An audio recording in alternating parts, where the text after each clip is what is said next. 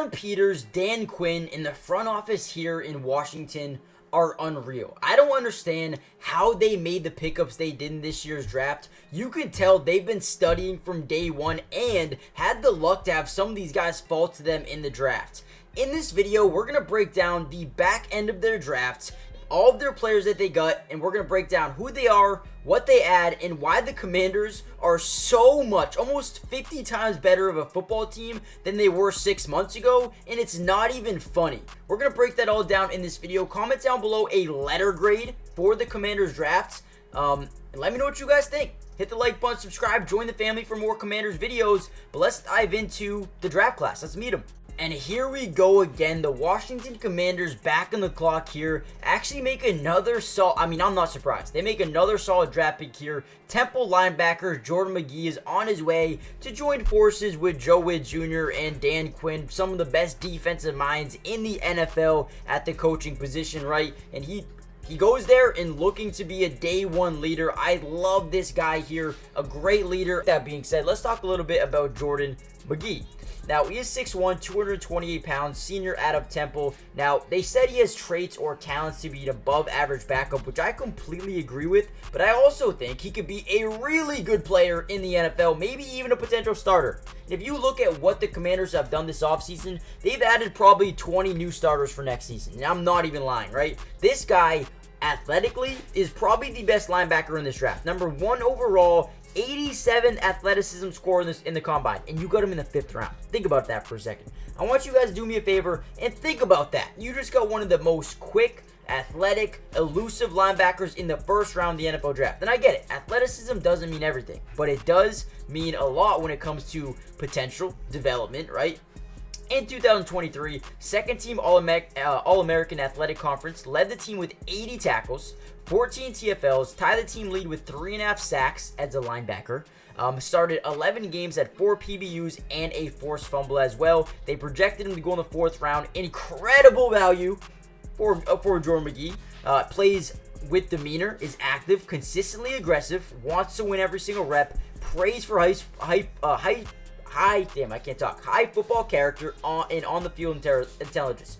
Okay, I'm sorry. I'm speaking really faster now because I'm hyped about this pick, so I apologize. But has strong base for his size and is capable of taking on blocks, steps downhill into gaps and constricts space for runners, pinballs around interior while keeping eyes peeled for tackle tries. This is a guy who's going to step into this defense right away and be someone who can develop into a really good piece down the line. I'm not saying he's going to be a day one starter, but listen, Bobby Wagner over here to help develop him is going to be massive. You also have Mykal Walker. You have Jamin Davis. I love what they are doing. They are building a future. Not only can they win now, but they can win in the future. This guy is going to have some of the best linebackers in the NFL, helping develop him, down the line with Bobby Wagner, man. I am pumped for this dude, Jordan McGee. I thought he was going to end up somewhere where he wasn't going to get too much playing time and also wasn't going to be able to, develop too much, but this is the perfect situation. Last year, they ranked number 26 in yards allowed per rush,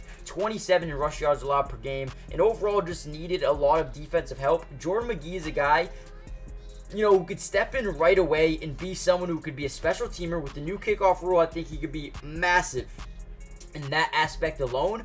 But not only that, I think he can develop into a stud for this Washington Commanders team, especially under Dan Quinn and Joe Witt Jr. I think he's going to find a role, and I think he's going to really develop nicely here in Washington. All right, here we go again. The Washington Commanders back on the clock. Feels like they've had so many draft picks here, but again, add another position of need. We're one of the worst teams in football last year in terms of guarding, protecting their quarterback, and now that you have a new day one starter in Jayden Daniels, definitely want to look to protect him. And with their draft selection, they end up picking offensive tackle Brandon Coleman out of TCU with the 67th overall draft selection. With that being said, let's jump into the video. Guys, listen, 97, the best offensive tackle in terms of athleticism in the combine.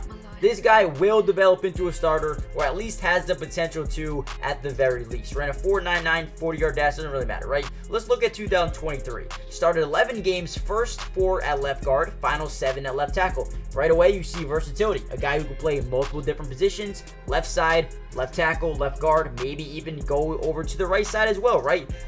This is a guy who I think has a ton of potential. He's a 3-year starter, a team captain as well, a guy who has leadership traits. In 2023, outstanding length and potential to offer roster flexibility. Like we said, Coleman will be scouted and drafted as a guard, but might be able to handle a move to tackle in an emergency. So right away, we look at the Commanders' depth chart here, and we see one thing, right? They bring in a guard, Nick Allegretti. You bring in Tyler B, but you also have Cornelius Lucas. I think he could be a contender to start at tackle, but also Sam Causey. Do you trust him to be your right guard? Yeah, probably a little bit, right? I think this guy could come in here and be a day one starter if need be, but also think they have some depth here to at least have a competition during the offseason, right? He's broad and fits up blocks with pretty good accuracy when hands are right, but never going to be a lane clearer in the run game. So obviously right away you look at where they ranked last season. Let me get to this. Last year, they were number 7 overall in yards per rush, so obviously didn't need to get that much better in terms of the running abilities, but also number 26 in rush yards per game, 16 in rushing touchdowns. Didn't really need to upgrade too much, but when you have a guy on your team named Jayden Daniels who's going to extend plays on his feet or with his legs, I don't think you really need someone like him to clear up a lane in the run game. You have so many guys that can do it already, right? Coleman's experience at tackle helps his chances of protecting NFL quarterbacks as a guard. I think that's huge, and again, that's why he's going to have that potential to be a starter. He's got a great frame, A-plus wingspan. He's patient with double team timing, throws a direct punch, reworks hands, does a nice job of trusting feet to slide. Yeah, I think this guy's a great pickup here for the Commanders. I think you needed it, ranking 28 in QB sack percentage allowed. I think this is a huge pickup here for them. Let me know what you guys think. Hit the like button, subscribe, and I'll see you in the next Commanders update. Peace. And here we go again. The Washington Commanders back on the clock here. Make another solo pick. I mean, are we surprised at this point? Are we surprised? You can't be, man. This is a really deep draft, and I feel like the Commanders are now drafting best player available because this is a guy I didn't think would be here this long. Maybe I'm wrong, though. Who knows? But in this video, we're going to break down everything you need to know about Dominique Hampton, what he adds, who he is, and why the Commanders wanted him so badly here in the late 5th round. Now, Dominique Hampton has a career high in ball production in 2023. He had 2 interceptions and 7 pass breakups, and was actually really, really good for Washington last season. Now, in the video, we're going to break down everything you need to know. Before we get into that, though, comment down below or your letter grade for the Washington Commanders draft class so far. Hit the like button, subscribe if you're new, join the family, turn on post notifications so you're notified every time we post a Commanders video. Now, with that being said, let's talk a little bit about Dominique Hampton. The first thing that's going to jump off the page to you, he was an elite athletic monster in the combine. Someone who, just has tools and traits that you can't really teach, right? He's 6'2", 215 pounds, kind of plays like a demigod, really tall, but also ran a 4.51, which is really good for that being that tall, right? He has traits or talent to be an above average backup, but also I think he has the ability to be a really good special teamer, an ace, but also maybe even a starter if everything goes right as well. Now in 2023, he led the team with 109 tackles. 109 tackles. Started all 15 games, had 2 interceptions and 7 pass breakups as well. This is a season, the year before only had 42. Had 109. Okay? Crazy. Now, he was a round 4 draft projection, and they get him in the 5th round. I don't know how he was here, but he is. He's got average game film, but has to be weighed against his traits and has the potential of what he could do with pro coaching. Again, Dan Quinn, Joe Witt. I think these guys could really coach this guy up well. I think this is good, right? Hampton is big, fast, long, and defensive coordinators can work with that, especially Dan Quinn and Joe Witt. He's more comfortable operating as a read and react type of high safety in man coverage, or than in man coverage. He's willing in run support. He doesn't care if you're a big time runner like a Derrick Henry or if you're like a Zeke. He will come down and make a nice little tackle. So that's good in Washington as well, with Saquon Barkley on the Eagles now, right? His traits and potential could sway a team to take him on day 3 and develop into an average backup with core special teams value, like we said earlier. He's got impressive, physical attributes. Uses his balanced field vision for concise reads. He's a long strider with above average play speed for his size. Long arms create a high win rate.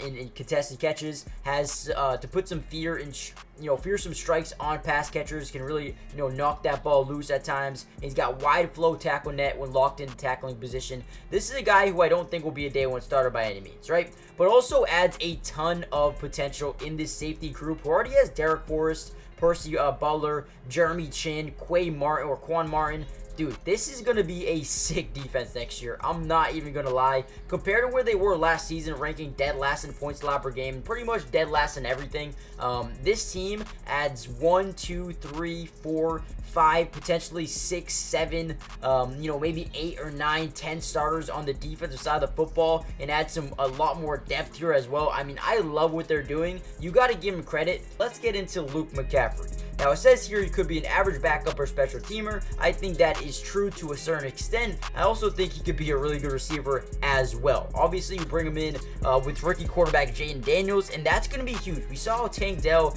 and CJ Stroud work together because they built so much chemistry together, right? I know they're two way different players, but that chemistry that you build at rookie OTAs is massive. And now these guys are going to be able to bring it, right? Build that. 6'2", 198 pounds, really actually productive overall in the athleticism.